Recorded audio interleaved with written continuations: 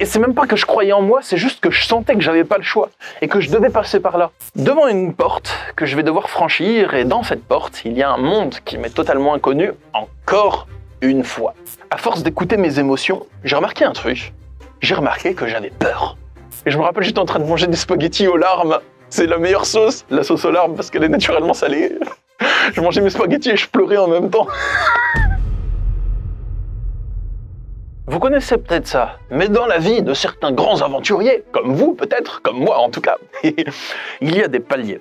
Des paliers où on a le sentiment que notre vie jusque-là, elle a atteint ses limites et que vous avez vraiment l'impression que pour avancer dans votre vie, il faut entrer dans le nouveau monde, un monde qui vous est totalement inconnu. Et ça fait peur. Et ça, c'est flippant. Et ça vous demande d'avoir confiance en vous et de croire en vous et de mobiliser vos capacités d'apprentissage. Et ça, je l'ai fait à plusieurs reprises dans ma vie. Et je suis encore en train de le faire maintenant, mais j'ai un défi de malade. Et c'est ça que je veux vous partager dans cette vidéo, parce que je pense que ça peut vous donner confiance en vous et vous inspirer. Je vais vous raconter mon histoire par rapport à cette chose de l'existence et vous dire un peu où j'en suis actuellement et à quel immense défi je fais face pour de vrai. Hein. Vous connaissez mes vidéos, hein, quand je dis que c'est un truc de malade, c'est que c'est un truc de malade pour moi, hein, et que je le considère vraiment comme tel. C'est pas pour faire cliquer ou quoi que ce soit. Bon, sur ce, je vais vous raconter ça juste après le générique. C'est parti les amis.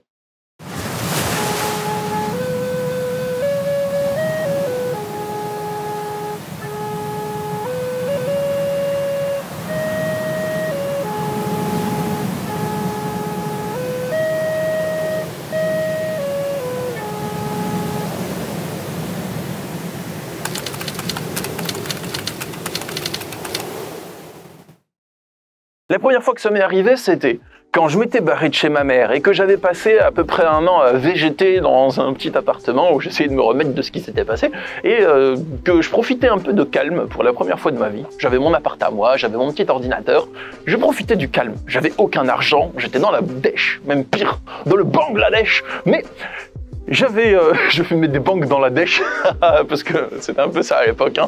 Je fumais un peu à l'époque.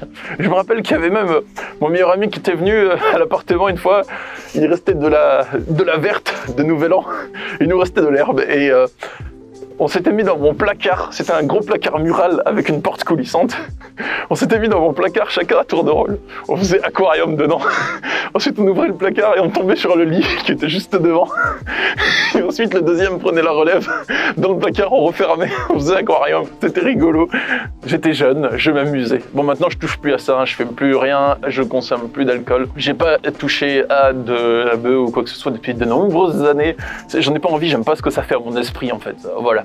Mais bref, à cette période, après m'être assez amusé, il fallait que je trouve un travail. Bah oui, je commençais à avoir besoin de plus en plus d'argent, l'appartement, le contrat allait arriver à terme, il fallait que je trouve un travail. Donc qu'est-ce que j'ai fait? Je suis rentré dans le monde du travail, mais c'était un truc de fou. Je connaissais rien au monde du travail. J'avais jamais travaillé de ma vie, et j'avais surtout personne dans tout mon entourage, tout entier, qui travaillait. Parce que dans mon entourage, il y avait soit des jeunes de mon âge, qui étaient au lycée, donc qui travaillaient pas, soit il y avait ma génitrice. Ma génitrice, elle a jamais travaillé. Enfin, un petit peu des fois, mais elle était en arrêt maladie, en dépression, en invalidité. Enfin voilà, j'avais pas de modèle qui travaille. J'y connaissais rien. J'ai dû rentrer dans le monde du travail, mais pour moi, c'était vraiment un domaine complètement inconnu. Alors, je suis quelqu'un qui a de la volonté, qui se débrouille, hein, qui avance dans la vie, qui attend pas que les choses lui tombent dessus. Mais je m'attaquais à un domaine que je connaissais pas. Alors, j'ai réussi à trouver plusieurs travails, des petits boulots, puis j'ai travaillé à la CAF pendant 2 ans, j'ai fait beaucoup d'efforts pour rentrer à la CAF. J'ai réussi à obtenir un fucking diplôme super galère à passer là-bas. Putain, c'était horrible. Alors que le niveau, enfin voilà, il nous mettait une telle pression. On aurait dit qu'on se faisait recruter par l'entreprise dans Kingsman, là. Non, en vrai, il y avait trop de pression et surtout trop de manipulation là-bas. Ce qui fait que tous les efforts que j'ai fait pour entrer à la CAF, ça m'a pas servi pour entrer à la CAF parce qu'au final, j'adhérais pas à la mentalité toxique de copinage qu'il y avait là-dedans. Au final, j'ai pas été renouvelé après les 3 ans, on va dire. Mais je suis resté que 2 ans parce que je suis parti au bout d'un moment, j'en avais marre. Mais ils m'ont dit, ouais, t'auras pas de CDI au bout de 3 ans, toi. Voilà. Tous ces efforts, ils ont servi à ne pas rentrer à la CAF, mais ils m'ont servi à gagner de l'argent, de l'expérience professionnelle et surtout, qu'est-ce qu'il y a au bout de 2 ans de travail? Il y a 2 ans de chômage. Donc, j'ai utilisé mes valeureuses 2 années de chômage pour travailler à construire ma carrière de super coach légendaire que vous connaissez aujourd'hui. Regardez-moi cette pectoralité. Pectoralité d'acier. Une fois, j'ai arrêté un obus avec mon pec. C'est pas vrai, mais heureusement qu'on m'a jamais tiré un obus dans la poitrine. Le chômage, béni soit-il, est entré dans ma vie et j'ai eu le temps de construire mon entreprise grâce à ce chômage. Et bah oui, chômage pour création d'entreprise, c'est parfaitement légal. C'était ce que je disais aux conseillers et tout. Voilà. J'ai eu le temps de créer mon entreprise. J'ai eu 2 ans pour ça. J'ai travaillé d'arrache-pied, mais pas au début. Au début, je me suis encore une fois reposé un petit peu. J'ai pris peut-être 2-3 mois de repos comme ça. Et à ce moment-là, à force d'écouter mes émotions, j'ai remarqué un truc. J'ai remarqué que j'avais peur. J'avais peur, pourquoi? Parce que je sentais qu'il fallait que je passe à la vitesse supérieure. Là où j'en étais actuellement, faire une vidéo tous les 3 mois, là, ça marcherait pas. Il fallait que je passe à la vitesse supérieure. Mais c'était ça ma peur. Ma peur m'indiquait, oh, t'as des plans là. Mais ce que tu fais, ça marche pas pour mettre ton plan à bien. Il y a un truc en moi, une part en moi qui le ressentait. Je le sentais en fait que je faisais pas assez. Du coup, j'ai dû encore une fois sauter dans le vide et apprendre des nouveaux domaines sans aucune connaissance, absolument aucune. J'ai appris le business en ligne, l'entrepreneuriat, la création d'un fucking site internet sur WordPress. Putain, qu'est-ce que c'est difficile ça quand tu connais rien. Bon, maintenant ça va, je connais, mais j'ai dû apprendre WordPress. Mais oh là là, quelle horreur! Et tous ceux qui apprennent WordPress, ils le savent là. Je parle pas des gens qui suivent des cours de développeurs en école informatique peut-être, mais tous les autodidactes qui ont appris WordPress. Je sais que vous connaissez les matinées passées derrière votre ordinateur à pleurer parce que vous n'arrivez pas à trouver la solution d'un problème complexe et que vous êtes complètement vidé de votre énergie. Je le sais, parce que je leur parle à mes potes qui sont sur WordPress aussi. Et j'ai vécu ça. Je me rappelle d'un matin où j'essayais de développer mon site internet et je trouvais pas comment faire les paiements en ligne. Et genre, je m'étais levé à 6h du mat, il était 14h, j'avais fait que ça, et j'avais pas avancé d'un pouce. Et je me rappelle, j'étais en train de manger des spaghettis aux larmes. C'est la meilleure sauce, la sauce aux larmes, parce qu'elle est naturellement salée. Je mangeais mes spaghettis et je pleurais en même temps. Je pleurais pas d'émotion, je pleurais, je suis épuisé, en fait, c'est mon corps, il pleurait, je n'en pouvais plus. Bon. J'ai appris l'entrepreneuriat, le business en ligne, la création de vidéos. Je me suis lancé dans les formations de coaching, mais tout ça, ça veut dire... Moi, mon monde avant ça, c'était... j'avais appris à travailler à la CAF, il y avait ma mère toxique avant, et je connaissais rien de tout ça, et je m'y suis lancé. J'ai suivi des formations de sophro en 2 ans, formation de coaching, autre formation de sophro. Je me suis lancé là-dedans en partant de zéro, en croyant en moi. Et c'est même pas que je croyais en moi, c'est juste que je sentais que j'avais pas le choix et que je devais passer par là. Je sentais que c'était la direction dans laquelle je devais aller, j'avais pas le choix. Alors, c'est comme si mon organisme était mu d'un appel qui provenait de la nature, de la continuité de mon aventure, voilà. Je sentais que c'était ma direction, voilà. Ouais. Je sais pas comment l'expliquer autrement. Donc, je suivais ma direction et j'avançais. Et j'ai réussi à développer mon entreprise de coaching, vous le savez, vous êtes là aujourd'hui, c'est pas pour rien.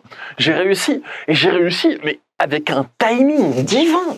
C'est-à-dire que le mois où j'ai réussi à vivre de mon activité, c'est le mois où le chômage s'arrêtait. Mais je l'ai pas fait exprès, j'ai juste fait de mon mieux tout le temps. Et c'est ce mois-là que les efforts ont payé leurs fruits, et c'est ce mois-là que les choses se sont lancées. Mais c'est un truc de malade. Timing divin, merci l'univers. Ensuite, les années ont passé. Maintenant, on est en 2024, au moment où je tourne cette vidéo, bientôt en 2025, le temps passe trop vite. J'ai 31 ans, je suis né dans les années 90, oh là là. Bon, mais les amis, j'ai pas 31 ans aujourd'hui, c'est pas mon anniversaire. Je dis ça parce qu'à chaque fois que dans une vidéo, je vous dis quel âge j'ai, je vous dis, ouais, j'ai 31 ans, je vois, il y a plein d'entre vous qui me souhaitent bon anniversaire. Donc merci, c'est très gentil. Merci pour vos souhaits, les amis, mais ça veut pas dire, quand je rappelle mon âge, ça veut pas dire que c'est aujourd'hui, le jour où j'ai officiellement cet âge, c'est pas mon anniv. Mon anniv, c'est le 27 mars. Donc, voilà, vous savez, mon anniv, c'est le 27 mars, les amis. Si vous souhaitez m'envoyer des cadeaux, si vous souhaitez m'écrire des gentils messages, c'est ce jour-là. Merci. Aujourd'hui, donc, je sens que j'ai encore traversé un long couloir et que j'arrive devant une porte que je vais devoir franchir. Et dans cette porte, il y a un monde qui m'est totalement inconnu, encore une fois. Ce monde-là, c'est celui de l'écriture. Alors, ce monde ne m'est pas totalement inconnu parce que j'ai déjà écrit 6 livres. Il y en a 5 que vous pouvez acheter. Le 6e est un processus d'édition chez mon éditeur. Mais là, il y a autre chose, en fait. Je sens, c'est énergétique, c'est difficile à expliquer. Mais je sens que j'arrive à une prochaine étape de ma vie dans le monde de l'écriture. Alors là, je me lance concrètement dans la création d'un roman. Et la création d'un roman, ça dépasse tout ce que j'ai fait précédemment. Les livres de développement personnel, c'est bien, mais un roman, c'est un autre monde, ça demande énormément plus de travail. J'écris pas sur ma vie, j'écris sur mes personnages. Le travail de construction d'un récit, c'est un travail immense, c'est un travail colossal. J'adore ça, je m'en plains pas, je suis pas en train de me plaindre. Mais je le découvre au fur et à mesure que je le crée, et j'ai l'impression que je rentre dans une porte, puis dans une porte, puis dans une porte, et que j'apprends quelque chose et je me rends compte que je connaissais pas telle chose, et du coup j'apprends telle chose et je me rends compte que j'ai encore telle zone d'ignorance, et j'avance comme ça, j'avance. Donc pour l'instant, j'ai l'impression qu'il y a une infinité de choses que j'ignore, mais je connais ces sensations, parce que je les ai déjà traversées dans d'autres domaines de ma vie. Donc je sais que c'est juste un sentiment, une impression qu'il y a une infinité de choses que j'ignore, mais il n'y en a pas une infinité, il y en a beaucoup. Mais au bout d'un moment, il y en aura de moins en moins, à force d'apprendre. Et je vais être de mieux en mieux rodé et connaître de plus en plus, mais c'est pas tout. Je me lance pas juste dans la création de romans. Je veux vraiment mettre le turbo dans ma carrière littéraire. Et donc pour ça, j'ai vraiment l'impression que je me lance dans le vide, encore une fois, dans l'aventure littéraire. Alors, je continue les consultations, je continue les vidéos. Vous pouvez toujours réserver des rendez-vous avec moi, justement, si mon parcours vous inspire et que vous souhaitez vous reconnecter à votre nature authentique, avoir le courage et la confiance de vous lancer dans quelque chose qui est difficile pour vous, avoir la confiance en soi nécessaire pour avancer dans votre vie. Enfin voilà, si vous souhaitez que je vous aide à dépasser vos émotions de souffrance, vous pouvez toujours avoir une consultation avec moi. Je fais toujours ça. Mais en plus de ça, je me lance vraiment dans le vide totalement à ce niveau-là. C'est énergétique, je le ressens. Je commence une nouvelle aventure et je n'ai aucune idée d'où elle va me mener. Mais je ne peux pas faire autrement. Je sens un appel intérieur très profond et très puissant qui me guide à aller dans cette direction-là. Et plus j'avance dedans, plus je sens que j'arrive pas à écouter autre chose que cet appel intérieur et que je dois me lancer dedans corps et âme. Je dois finir cette œuvre, je dois avancer dans cette œuvre, je dois avancer là-dedans. Comme je vous l'ai dit dans mes vidéos précédentes sur la reconnexion à l'âme, maintenant que je me suis reconnecté à mon âme et à ce que j'ai le plus profond en moi, plus le temps avance, plus cette tendance se manifeste en moi et plus j'avance dans la découverte de la connexion à mon âme. Et voilà, plus j'avance sur ce chemin, en fait, et plus je laisse cette énergie puissante me traverser et passer à travers moi pour circuler dans le monde. Et c'est comme ça que je fonctionne actuellement. Voilà les années où j'en suis. Est-ce que cette vidéo vous a plu? Est-ce que c'était une jolie vidéo ou pas? Moi je dirais que oui, parce qu'il y a des jolies feuilles qui tombent derrière moi, parce qu'on est en forêt et que je parle de belles choses. Si vous souhaitez avoir mon accompagnement, il y a le lien dans la description pour réserver une consultation avec votre super coach préféré, le plus charismatique, le plus légendaire. Sinon, je parle bien entendu de moi et de mon torse par balle. Et abonnez-vous à cette chaîne pour être notifié des prochaines vidéos et on se retrouve dans quelques jours pour une prochaine vidéo. Bye les amis.